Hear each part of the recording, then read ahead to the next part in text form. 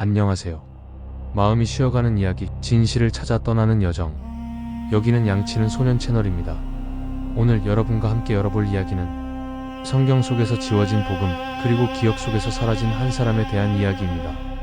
우리는 유다라는 이름을 듣는 순간 자연스럽게 배신자라는 낙인을 떠올립니다. 예수를 은 30에 팔아넘긴 인물, 최후의 만찬에서 가장 먼저 저주받은 자, 그리고 기독교 역사에서 가장 부정적으로 기억된 인물. 하지만 그런 유다의 이름이 담긴 또 하나의 복음이 있다면 믿으시겠습니까? 그 복음은 말합니다. 예수는 유다에게만 진실을 속삭였다. 배신이 아닌 선택이었다. 그는 예수를 팔지 않았고 예수를 완성했다. 지금부터 우리가 만나게 될 이 복음서는 정통 성경 어디에도 존재하지 않습니다. 초기 기독교 문서로 추정되는 고대 파피루스, 1970년대 이집트 사막의 동굴에서 발견된 한 권의 문서, 교황청도, 학계도 수십 년간 공개하지 않았던 숨겨진 이야기. 그것이 바로 유다복음서입니다. 유다복음서는 단순한 기록이 아닙니다. 그것은 예수와 유다 단 두 사람 사이에서 8일 동안 오고 간 비밀의 대화이자 신과 인간, 진실과 권력 사이의 충돌이었습니다. 이 복음서에서 유다는 배신자가 아닙니다. 오히려 그는 예수의 진짜 뜻을 이해한 유일한 제자이며 예수가 스스로의 운명을 이루기 위해 마지막에 선택한 사람입니다. 지금 이 순간에도 그 복음이 진짜인지 가짜인지에 대한 논란은 계속되고 있습니다.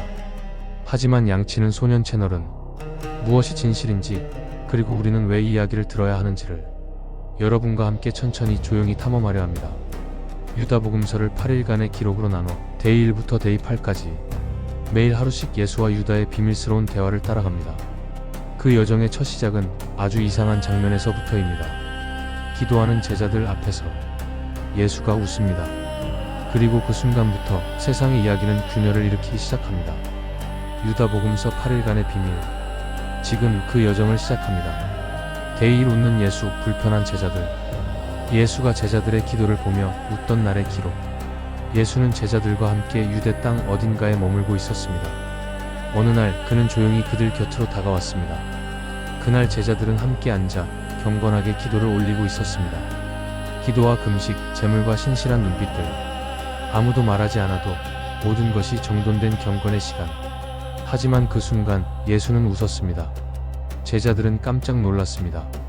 기도 중인 우리를 왜 웃는 것이냐고 묻습니다. 주님, 저희의 기도가 우습습니까? 우리가 잘못했습니까?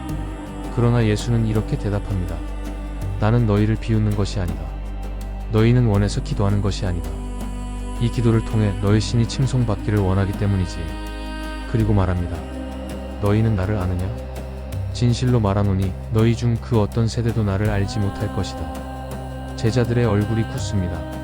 그들의 마음속에 당혹과 분노가 스며듭니다. 그는 정말 주님이 맞는가? 왜 우리의 믿음을 부정하는가?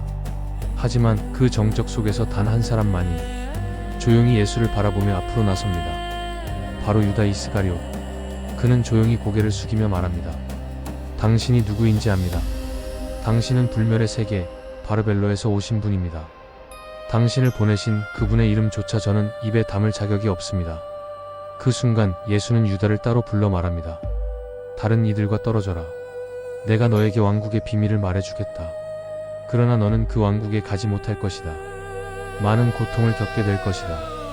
누군가 너를 대신하여 12의 술을 채울 것이다. 그 말에 유다는 묻습니다. 그때는 언제입니까? 빛의 날은 언제 도래합니까?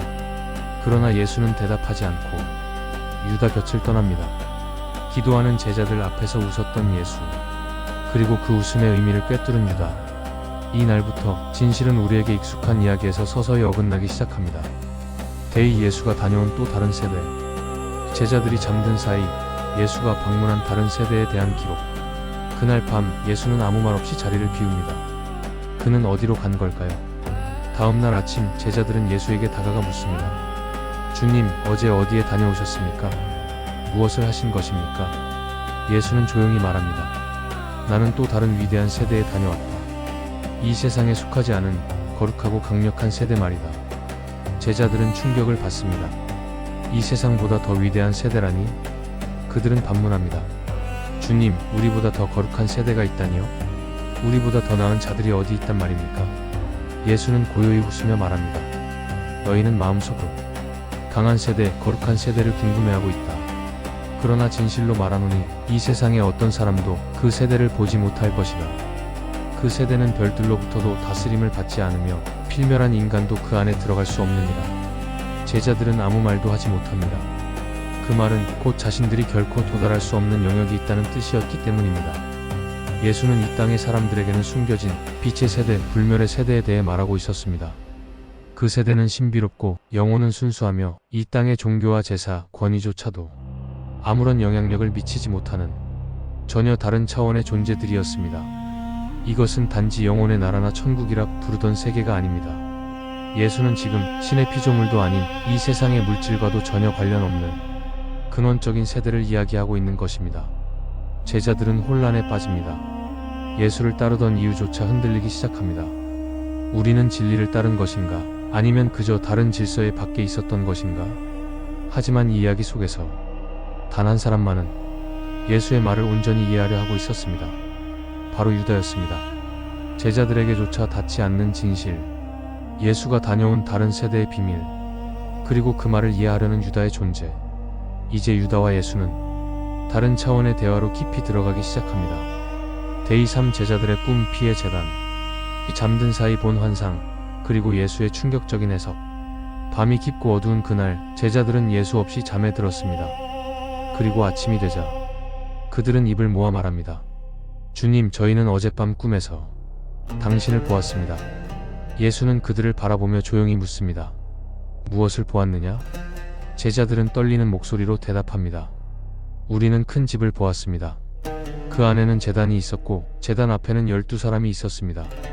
그들은 제사장처럼 보였고 그 뒤에는 수많은 군중이 제물을 가지고 줄을 서 있었습니다. 제자들의 설명은 계속됩니다. 어떤 이는 아이를 바쳤고 어떤 이는 아내를, 어떤 이는 금식을 했으며 어떤 이는 죄악에 물들어 있었습니다. 그리고 그 제사장들은 모두 당신의 이름을 부르고 있었습니다. 말을 마친 제자들은 깊은 충격에 휩싸여 입을 다물었습니다. 그들은 이 꿈이 무슨 뜻인지 몰랐습니다. 그러자 예수는 말합니다. 왜 두려워하느냐? 진실로 말하노니 너희가 본 모든 제사장은 내 이름을 부르고 있다. 그러나 그 이름은 이미 별들의 세대 속에 인간들이 심어놓은 열매 없는 나무일 뿐이다. 그리고 이어지는 예수의 한마디는 제자들을 더 깊은 충격으로 몰아넣습니다. 너희는 바로 그 제단 앞에 12사람이다. 그리고 그 제단 위의 희생물은 너희가 길을 잃게 한 사람들이다. 제자들이 본 꿈은 그들 자신의 현실이었고 예수는 그것을 낱낱이 폭로한 것이었습니다. 그러나 예수는 여기에 그치지 않았습니다. 그는 말합니다. 너희는 더 이상 동물을 희생시키지 말아라. 내 이름 아래 행해지는 이 모든 제사는 오류의 대제사장 사클라스에게 바쳐진 것이다. 마지막 날 그들은 모두 죄로 드러날 것이다. 그는 진실을 말하고 있었지만 그 진실은 제자들이 감당할 수 있는 수준을 훨씬 넘어서는 것이었습니다. 기도와 제사, 헌신과 믿음, 그 모든 것이 거대한 착각이었다면, 우리가 바쳐온 믿음이 진리가 아닌 오류의 신에게 속한 것이었다면, 유다는 이제 이 꿈의 해석 속에서 더 깊은 진실로 초대받게 됩니다. 데이사 예수가 전하려던 또 다른 세대, 이 세상에 속하지 않은 존재들, 그리고 유다의 부름. 예수는 다음날 다시 제자들 앞에 나타납니다. 그는 잠시 자리를 비운 뒤 돌아온 모습이었습니다. 제자들은 묻습니다. 주님, 어디에 다녀오셨습니까? 무엇을 하신 것입니까? 예수는 조용히 대답합니다. 나는 이 세상이 아닌 또 다른 위대한 세대에게 다녀왔다. 제자들은 당황합니다. 우리보다 더 위대한 세대가 존재한다는 말씀이십니까? 이 세상도 아니고 별들도 아닌 곳에? 예수는 그들의 마음을 읽고 미소를 지으며 말합니다. 너희는 왜 강하고 거룩한 세대에 대해 의심하느냐? 진실로 말하노니 이 세상에서 태어난 그 누구도 그 세대를 볼 수 없다. 그 세대는 천사도 별들도 다스릴 수 없는 영역, 시간과 공간의 경계를 초월한 불멸의 세대였습니다. 그들은 태어난 적이 없고 죽음에 속하지 않으며 세상의 신들조차 접근할 수 없는 완전한 순수의 세대였습니다. 제자들은 그 말을 듣고 두려움과 놀라움으로 말문을 잇습니다. 그들이 믿어온 모든 천상의 질서와 계층이 예수의 입을 통해 부서지고 있었던 것이었습니다. 그날 밤 예수는 조용히 유다를 따로 불러 은밀한 이야기를 시작합니다. 물의 근원은 이 세상의 나무에 물을 주지 않는다. 그것은 오직 하나님의 낙원을 향해 흐른다. 그리고 이어지는 예수의 말. 이 세대의 영혼은 시간이 차면 죽고 그러나 그들 안의 영은 살아 위로 올려질 것이다. 유다는 묻습니다. 그렇다면 다른 인간 세대들은 어떻게 됩니까? 그러자 예수는 단호하게 말합니다. 너는 바위 위에 씨를 뿌려 열매를 기대할 수 있겠느냐? 마찬가지로 타락한 종족에게는 올라갈 길이 없다. 예수의 말은 단호하면서도 비극적인 진실을 담고 있었습니다. 영혼이 타락한 자들, 오류 속에 살아가는 세대는 하늘의 진실에 도달할 수 없다는 선언이었습니다. 예수는 점점 유다에게 더 깊은 차원의 진리를 나누고 있었습니다. 그것은 다른 제자들에겐 결코 허락되지 않은 오직 하나의 통로. 유다는 이 길의 끝에서 무엇을 보게 될까요? 데이 5 유다의 환식, 예수의 웃음. 비전을 본 유다, 그리고 예수의 뜻밖의 반응. 어느 날 유다는 조심스럽게 예수에게 다가옵니다. 그는 깊이 있는 눈빛으로 예수를 바라보며 말합니다. 주님, 제게도 말씀을 들어주십시오. 저도 큰 비전을 보았습니다. 그러자 예수는 뜻밖에도 조용히 웃음을 흘립니다. 왜 그렇게 흥분하느냐? 13번째 악령이요? 이 말은 다소 당혹스러웠습니다. 하지만 곧 예수는 덧붙입니다. 말해보아라. 내가 들어주겠다. 유다는 입을 열어 그의 꿈에서 본 놀라운 환상을 이야기합니다. 저는 꿈에서 제 자신을 보았습니다. 12 제자들이 저를 향해 돌을 던지고 있었고 저는 도망치고 있었습니다. 그러나 당신이 계신 곳에 이르렀을 때 거대한 집을 보았습니다. 그 집은 제가 본 어떤 건물보다도 컸으며 정확히 측량할 수 없을 정도였습니다. 그곳의 지붕은 푸른 식물로 뒤덮여 있었고 그 안에는 위대한 존재들이 가득했습니다. 그들은 마치 하늘의 천사와 같이 영광스럽고 조용한 존재들이었습니다. 유다는 간절히 말합니다. 주님, 제발 저도 그곳에 들이소서. 하지만 예수는 이렇게 답합니다. 유다여, 내 별이 너를 속였구나. 내가 본 그 집은 죽음을 가진 자가 들어갈 수 없는 곳이다. 오직 거룩한 자들만이 들어가는 곳이며 해도 달도 다스릴 수 없는 그곳은 달이 아니라 빛만으로 충만하다. 그리고 예수는 말합니다. 나는 너에게 왕국의 비밀을 모두 말해주었다. 별들의 오류도 알려주었고 12세계를 관장하는 힘까지 보여주었다. 유다는 여전히 예수에게 묻습니다. 주님, 그렇다면 제 후손들은 이 세상의 지배자들 위에 군림합니까? 예수는 말없이 고개를 끄덕이고 말합니다. 너는 13번째가 될 것이다. 다른 세대들에게 저주받고 그러나 그들을 다스리게 될 것이다. 마지막 날 너는 위로 가지 못할 것이다. 이 말은 축복이 아닌 운명과도 같은 선언이었습니다. 유다는 꿈을 꾸었습니다. 자신이 쫓기고 자신이 구원받길 바랐습니다. 그러나 예수는 유다의 눈에 보이는 것 너머에 진리를 보여주고 있었습니다. 그가 보았던 집은 그저 집이 아니었습니다. 그것은 영혼이 머무는 하늘의 방이었습니다. 대6 창조 이전의 창조, 유다에게만 드러난 계시, 빛의 구름 너머 세상이 태어나기 전의 이야기. 예수는 조용히 말했습니다. 이제 내가 너에게 모든 것을 말해주겠다. 이 세상에 그 누구도 본 적 없는 비밀을. 유다는 숨을 멈춘 채 그 말을 기다립니다. 그리고 예수는 입을 열어 세상이 만들어지기 전에 창조 이전의 창조 이야기를 전하기 시작합니다. 끝이 없는 거대한 영역이 있다. 그 누구의 눈도 천사의 눈도 본 적 없는 세계. 어느 누구도 그 이름을 말한 적이 없는 보이지 않는 영이 그곳에 존재한다.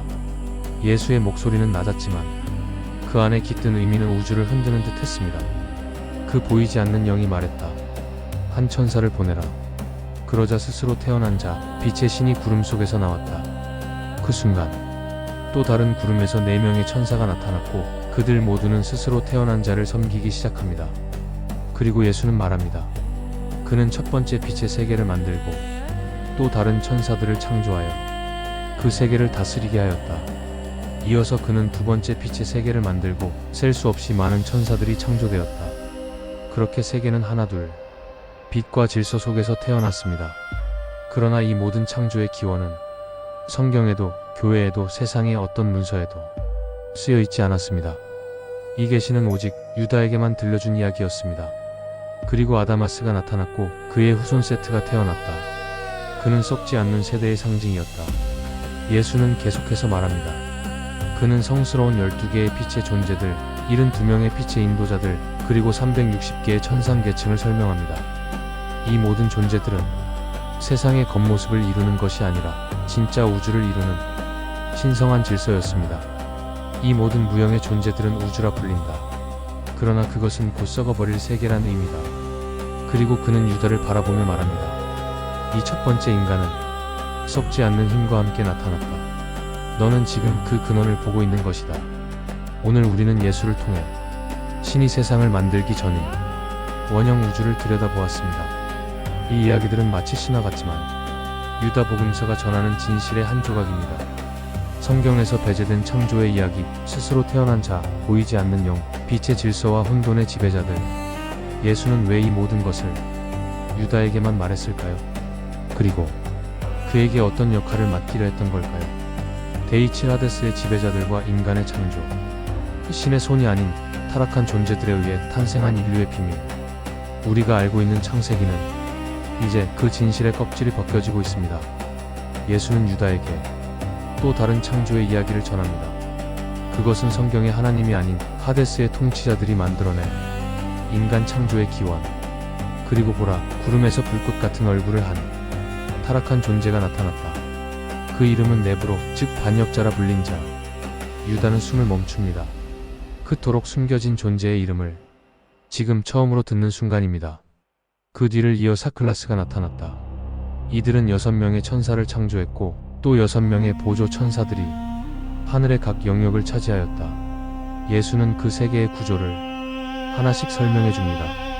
각 통치자들이 창조한 12개의 영역, 그리고 이 영역을 다스리는 12명의 천사들. 그들은 이 세계를 만들었고 그 위에 죄와 혼돈을 더 씌웠습니다. 예수는 말합니다. 그들은 이렇게 말했다. 우리의 형상과 모습을 따라 인간을 만들자. 그리하여 탄생한 존재가 바로 아담과 이브. 그러나 그들의 창조는 신성한 빛에서 온 것이 아닌 사클라스의 어둠에서 비롯된 것이었습니다. 이브는 구름에서 생명이라 불렸고 모든 세대는 그 이름을 찾았으며 그녀를 자신의 이름으로 불렀다. 그 순간 유다가 묻습니다. 선생님, 사람이 얼마나 살 수 있습니까? 예수는 대답합니다. 왜 놀라느냐? 아담과 그의 세대는 통치자의 세계에서 한정된 시간을 부여받았기 때문이다. 그러자 유다는 또 한 번 묻습니다. 인간의 영혼도 죽나요? 예수는 그 질문에 천천히 진실을 답해줍니다. 하나님은 미가엘에게 인간에게 영을 빌려주라 명하셨고 가브리엘에게는 왕이 없는 큰 세대에게 혼과 함께 영혼을 주라 하셨다. 그리고는 이 세상에 죄와 고통이 내려오게 된 과정을 조용히 설명합니다. 지금 이 순간 우리가 살고 있는 이 세상조차 그 혼돈의 통치자들에 의해 만들어졌으며 인간은 그 사슬에서 여전히 자유롭지 못하다는 것. 사클라스는 말하였다. 우리의 형상과 모습으로 인간을 만들자. 그리고 그들은 인간을 지배하게 된다. 오늘 우리가 들은 이야기는 익숙한 창세기의 반전입니다. 신의 섭리라 믿었던 인간의 창조는 빛의 질서가 아닌 혼돈의 지배자들에 의해 빚어진 비극의 출발점이었습니다. 그 진실은 오직 유다에게만 예수에 의해 전달되었습니다. 그리고 예수는 그 고요한 밤에 마지막 준비를 시작합니다. 대입할 배신이 아닌 선택. 예수와 유다 두 영혼의 마지막 대화. 이제 마지막 밤이 다가왔습니다. 예수는 조용히 유다를 부릅니다. 모든 제자들이 잠든 사이 단 한 사람만이 그 곁에 남아 있었죠. 바로 유다. 예수는 말합니다. 이제 때가 되었다. 내 몸을 감당할 자는 오직 너 하나뿐이다. 유다는 떨리는 목소리로 묻습니다. 선생님, 그럼 제가 당신을 넘기는 겁니까? 예수는 그를 바라보며 미소 짓습니다. 너는 나를 넘기는 것이 아니라 너는 나를 완성하는 것이다. 이것은 배신이 아닙니다. 세상의 구조를 무너뜨리기 위한 정교한 연기이자 사람이 이해할 수 없는 빛과 어둠의 계약. 예수는 유다에게 자신이 받은 모든 계시를 마지막으로 정리해 전합니다. 내 안에 있는 신성은 이 육체를 벗어나 다시는 인간의 죄에 머물지 않을 것이다. 그리고 말합니다. 너는 열셋째가 될 것이다. 그들은 너를 저주하겠지만 너는 그들 위에 군림할 것이다. 유다는 깊은 혼란에 빠집니다. 그러나 예수의 마지막 말은 그의 가슴 속에 불을 켭니다. 너의 별은 떠올랐다. 하늘을 올려다보아라. 빛나는 구름과 별들, 그중 맨 앞에 별이 바로 너다. 유다는 하늘을 올려다봅니다. 그리고 그 별빛 속으로 사라지는 예수를 마지막으로 바라봅니다. 그날 밤 유다는 조용히 예수를 넘깁니다. 그러나 그것은 배신이 아닌 신과 인간 사이의 계약이었으며 또 다른 복음의 시작이었습니다. 복음의 끝, 복음의 시작. 우리는 지금까지 세상이 말해주지 않았던 또 하나의 복음을 따라왔습니다. 유다는 배신자가 아니었습니다. 그는 선택된 자였고 예수의 가장 깊은 진실을 들은 단 한 사람이었습니다. 그 복음은 숨겨졌고 삭제되었고 금기시되었지만 이제 당신의 마음 안에 조용히 새겨졌습니다. 이것은 단지 한 인물의 복권이 아닙니다. 이것은 우리 각자가 가진 진실을 향한 자유의 복음입니다. 감사합니다. 당신과 함께한 유다복음서 8일간의 비밀 여정이었습니다.